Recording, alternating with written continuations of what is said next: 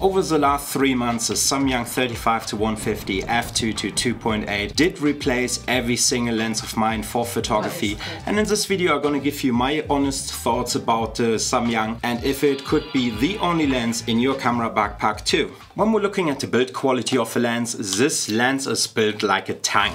It's huge, it's heavy, and it's a mixture of plastic and metal build construction. The bottom part of the lens seems to be more plasticky, the middle part of the lens seems to be more metal. Personally speaking, I didn't find a negative when it comes down to the build quality. The lens still feels premium in your hand. Having a closer look at the lens itself, we have two hold focus buttons, one custom switch button, a AF and MF switch button, and a button to lock a lens at 35mm. We're also having a nice rubberized big zoom ring so we can zoom out and in the lens.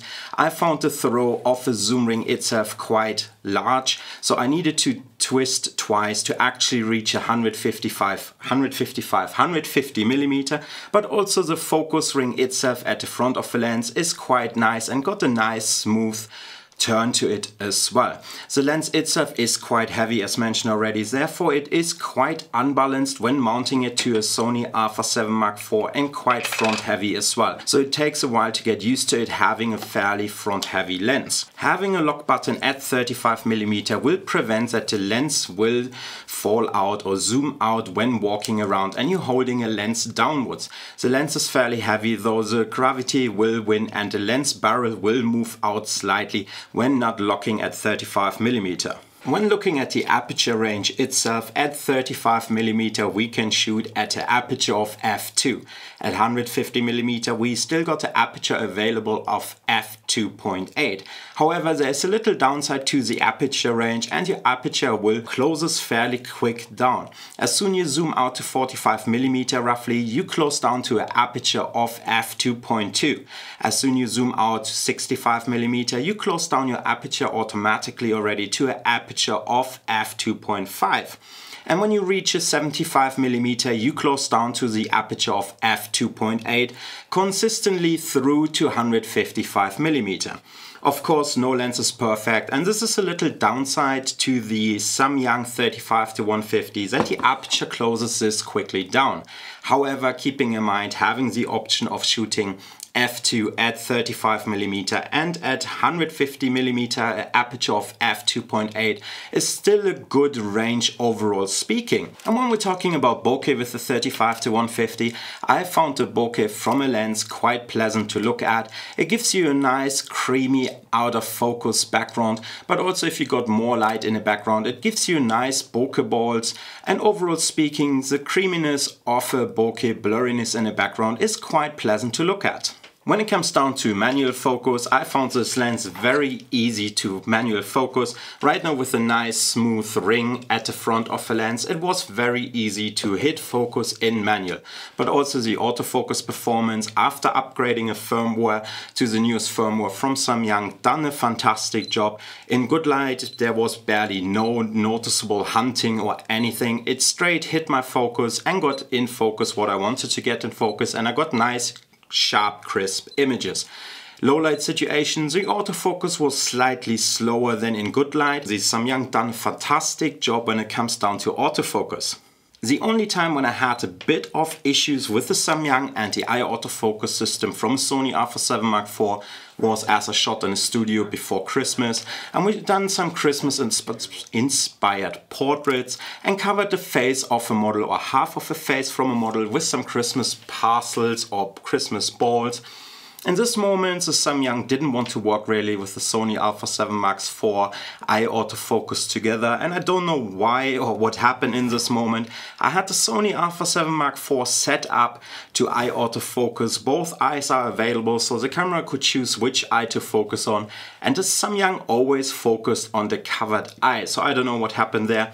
I did try to recreate this scenario as good as possible to give you an idea what happened in this moment, but overall the autofocus system from a Samyang was quite impressive. When it comes down to image quality, I expected this lens to be, to have a little weak spot when it comes down to image quality because of a zoom range of 35mm up to 150mm and also because of a variable aperture of f2 to 2.8. Somewhere you need to sacrifice something. As an example, the weight and size sacrifices for the gain of your aperture of f2 to 2.8. So I assumed that the image quality would maybe slightly suffer in this case as well. But Samyang proved me wrong, and the image quality you get out of this lens is fantastic. You got nice sharp images at a wide aperture of f2, and as soon as you close down your aperture a bit, your sharpness increases, your contrast increases, and overall your image quality gets better and better and better. Even though if you shoot at the aperture of f2, you got a nice sharp image from corner to corner. So the image quality you get out of a Samyang, you can't go wrong with it, and Samyang definitely outperformed my expectation in this case. So 3 months with the Samyang 35-150. What are the overall impressions? You get a good lens, good autofocus, wide aperture between f2 to 2.8, and the overall package for £1,300 here in the UK you barely can beat. You get several prime lenses in one if you think about the focal length of 35-150 you can shoot at, and overall speaking this could be one lens who can does it almost everything.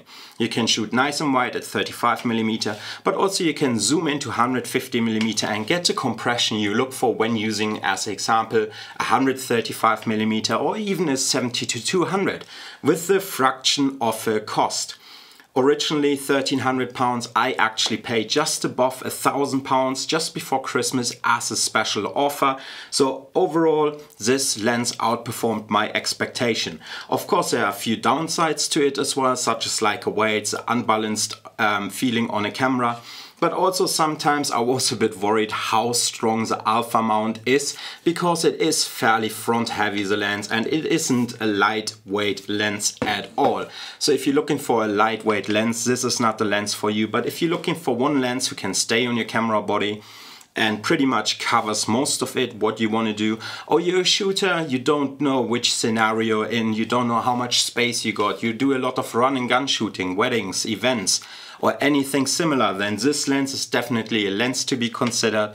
And just mention here, I bought this lens. This video is not sponsored or whatsoever, but overall speaking, I'm very happy with this lens, and this lens is gonna stay way more often glued onto my camera body than I expected.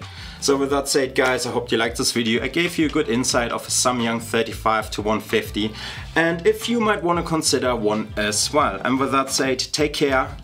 Like, comment, subscribe, do all the good stuff, and I'm gonna see you in the next one. Cheers, mate.